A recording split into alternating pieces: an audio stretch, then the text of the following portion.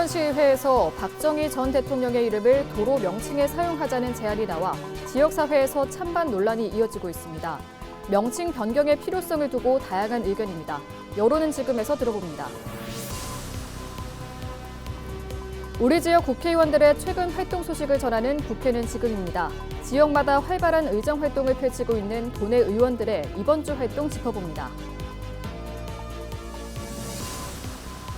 태조 이성계도 반한 진상품, 하만 곶감을 이번 주말 축제장에서 만나볼 수 있습니다. 건조 기간 비가 적게 내린 덕에 올해 곶감의 맛과 품질도 최상입니다. 이번 주 내내 강추위가 이어질 것으로 보이는 가운데 토요일까지 경남에도 눈 소식이 있습니다. 거창과 산청, 합천 등 서부 경남 내륙에는 1cm 안팎의 눈이 내릴 전망입니다.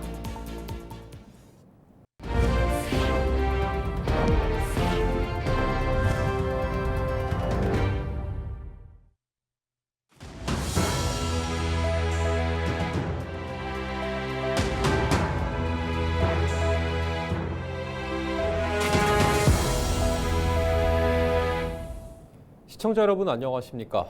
헬로티비 뉴스입니다.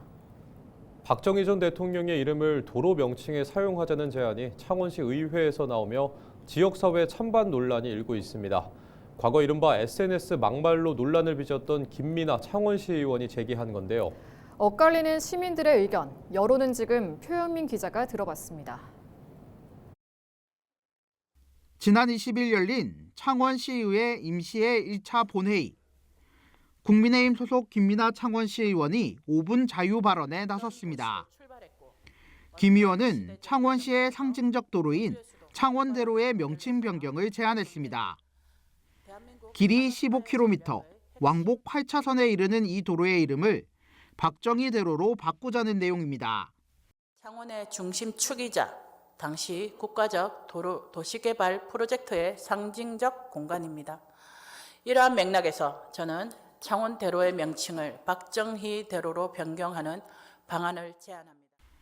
시민들의 반응은 엇갈립니다. 찬성하는 시민들은 박 전 대통령의 산업화 과정에서의 역할을 역사적으로 평가할 필요가 있다고 말합니다. 역사적으로 또 이름을 남기고 안 그렇습니까? 우리 또 후세들도 또 박정희 대통령 또 요즘은 모른다 아닙니까? 나라 시한 것도 모르고. 바꾸는 것에 대해서는 괜찮다고 생각해요. 의미를 좀 되새겨볼 수도 있고. 그래서. 반대 의견도 적지 않습니다.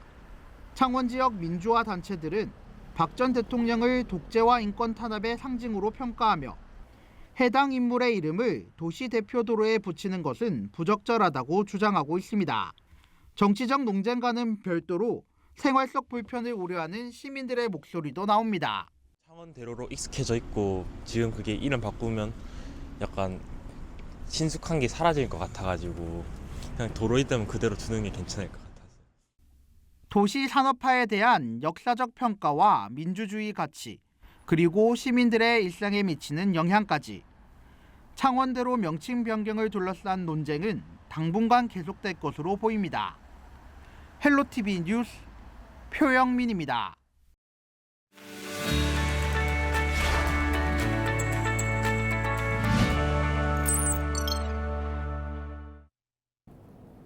이번 주 경남 지역 국회의원들의 활발한 의정 활동을 살펴보는 국회는 지금입니다. 먼저 박상훈 국회의원 소식입니다.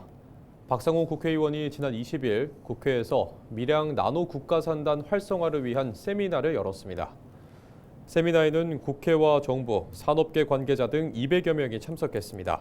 이 자리에서 기업 입주 지연과 정주 여건 부족, 세제 지원 한계 등을 지적하며 정책 보완 방안이 논의됐습니다.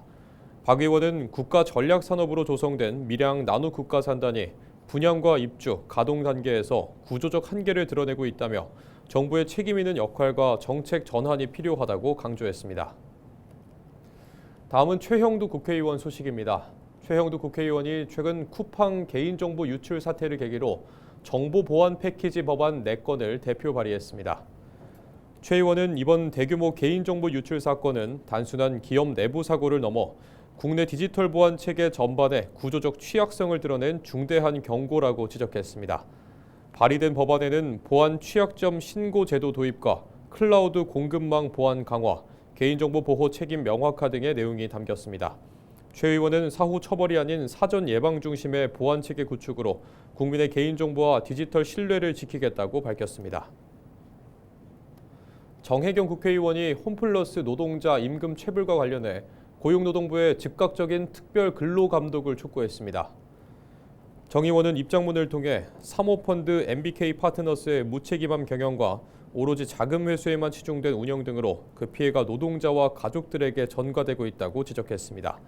그러면서 고용노동부는 즉각 특별 근로감독에 착수해 근로기준법 위반 여부와 고의적 체불의 배후를 철저히 밝혀야 한다며 정부는 체불 노동자를 위한 긴급 생활비 지원 대책도 마련해야 한다고 강조했습니다. 지금까지 국회는 지금이었습니다. 임금님 진상품으로 잘 알려진 하만 곶감이 본격적인 출하를 시작했습니다. 올해는 감을 말리는 기간 비가 적게 내린 덕에 맛과 품질도 모두 최상이라고 하는데요. 경남 함안에서는 이번 주말까지 축제도 열립니다. 김수정 기자가 다녀왔습니다. 오전 일찍부터 문전성시를 이룹니다. 모두 곶감을 맛보고 또 사러 온 사람들입니다. 올해는 큰 일교차와 건조한 날씨가 이어지면서 곶감 작황이 최상입니다. 함안에서만 생산되는 곶감은 250여 개 농가에서 연간 1,700톤 정도. 전국 생산량의 4% 수준이지만 그래서 더 귀합니다. 모양은 타원형의 끝이 뾰족한 게 특징입니다.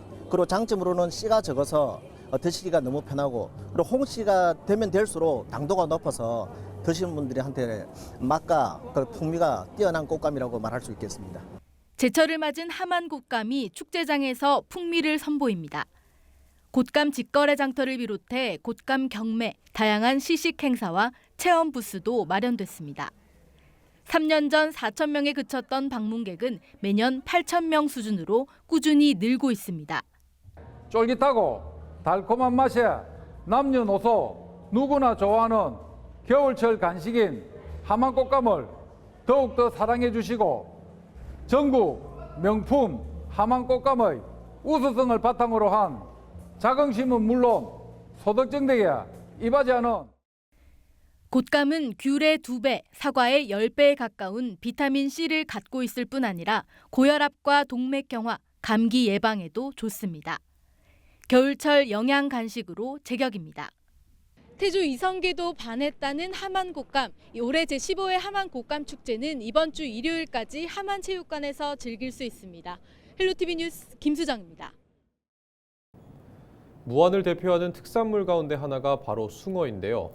겨울 숭어의 참맛을 알리고 지역 특산물을 홍보하기 위한 축제가 무안에서 열립니다. 보도에 장혜원 기자입니다. 뜰채를 들고 숭어를 잡는 아이들과 부모의 얼굴에 웃음꽃이 피어납니다. 전문가의 지도 아래 아이들은 직접 잡은 숭어로 초밥을 만들어 봅니다. 지난 2024년 무안에서 열린 숭어 축제 현장입니다. 제주항공 여객기 참사 여파로 지난해 중단됐던 숭어 축제는 지역 상권 활성화를 위해 올해 다시 열리게 됐습니다. 지역 주민들은 축제가 재개되면서 상권에도 활기가 돌기를 기대합니다. 아무래도 사람들이 많이 얘기를 듣고 관광객들이 엄청 오십니다. 또 먹고 맛있다고 다들 친구분들 모시고 오네요. 숭어 축제 많이 놀러 오세요. 이번 축제에는 숭어 잡기 체험을 비롯해 길거리 숭어 그림 체험과 특산물 판매 등 모두 20여 개의 프로그램이 마련됐습니다. 특히 어린이 참여를 늘리기 위해 체험 프로그램을 대폭 확대하고 언제 어디서든 농수산물을 즐길 수 있도록 축제장 곳곳에 구이터도 조성됐습니다. 또 지난 축제에서 인기를 끌었던 숭어 잡기 체험은 체험 인원 증가에 대비해 기존보다 시설 규모를 2배 이상 확대했습니다. 여기에 더해 숭어 초밥을 직접 만들고 먹는 요리교실, 자석 낚시 등 어린이들이 즐길 수 있는 다양한 프로그램과 함께 김, 감태, 황토고구마 등 무안의 대표 특산물을 구매하실 수 있는 농산물 부스까지 관광객을 맞이할 준비를 마쳤습니다. 숭어 뛰고 희망 날고를 주제로 마련된 2026 무안 숭어 축제. 이번 축제는 오는 24일부터 25일까지 무안군 양간다리 수산시장 일대에서 열립니다. 헬로티비 뉴스 장혜원입니다. 이번 주 내내 강추위가 이어질 것으로 보이는 가운데 24일까지 경남에도 눈 소식이 있습니다. 기상청은 전라도에서 눈구름대가 유입되면서 오후 2시 기준 함양과 산청, 하동 등 서부 경남 내륙에서 0.1cm 미만의 눈이 날리는 곳이 있다고 밝혔습니다. 기압골의 영향으로 오늘 밤부터 내일 새벽 사이 서부 경남 내륙에는 가끔 눈이 내릴 전망입니다. 이틀간 예상 적설량은 거창과 함양, 산청, 합천, 하동이 1cm 안팎이며 이 지역의 예상 강수량도 1mm 안팎입니다. 특히 눈이 내리는 지역에서는 가시거리가 짧아지고 도로가 미끄러울 것으로 보여 안전에 특히 유의하셔야겠습니다. 일요일인 25일까지 강추위는 계속되겠습니다. 이후부터 일부 지역에서 기온이 회복세를 보이겠지만 당분간 평년보다 낮은 기온 분포를 보일 것으로 예상됩니다. 한파 피해 없도록 대비하시기를 바랍니다. 오태환 의령군수의 무고 혐의 항소심 벌금형이 확정돼 군수직을 유지하게 됐습니다. 검찰과 오 군수 양측이 상고하지 않으면서 벌금 700만 원 형이 최종 확정됐습니다. 오 군수는 앞서 강제추행 혐의로 자신을 고소한 여성을 맞고소해 무고 혐의로 기소됐습니다.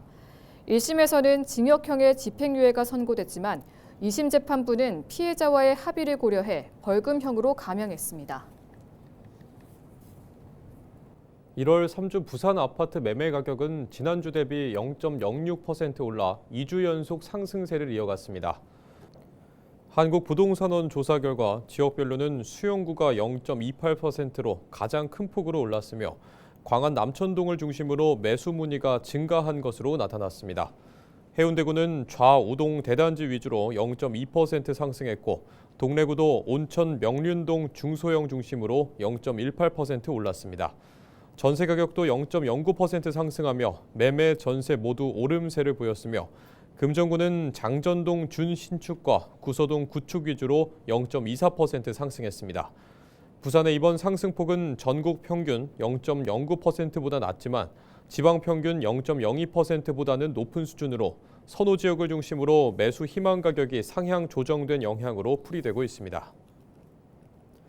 부산시와 경남도가 오는 28일 10시 30분 공동 기자회견을 열고 부산 경남 행정통합 추진 로드맵과 대정부 건의문을 발표합니다.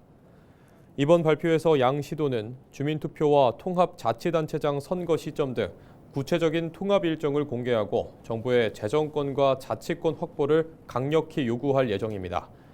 앞서 공론화위원회는 주민투표를 통한 통합 추진을 제안했으며 6월 지방선거 이후 주민투표와 특별법 제정을 거치는 상향식 통합 방식이 예상되고 있습니다. 양 시도는 지난 22일 실무협의체를 통해 세부 조율을 마쳤으며 통합특별법이 제정될 때까지 국회 대응과 실무 쟁점 해결을 위한 협력을 이어가기로 했습니다. 캐나다 차세대 잠수함 사업 입찰을 앞두고 캐나다 온타리오주 경제개발부 빅터 피델리 장관이 지난 22일 하나오션 거제 사업장을 방문했습니다.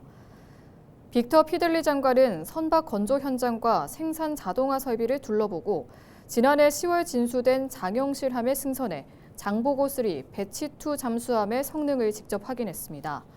하나오션은 이번 방문에서 잠수함 설계, 생산 역량과 함께 캐나다 전역을 대상으로 한 투자와 고용 창출 방안을 제시했습니다.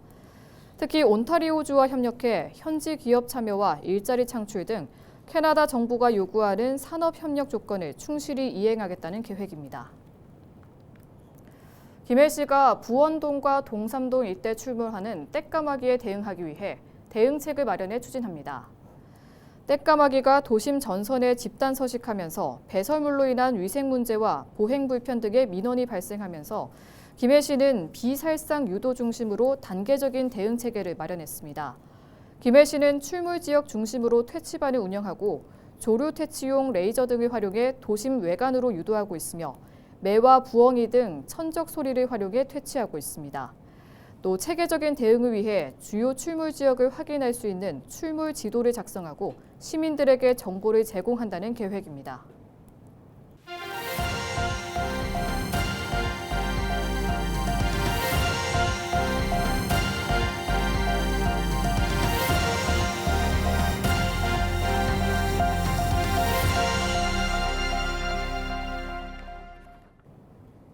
이상으로 뉴스를 마칩니다. 시청해주신 여러분 고맙습니다.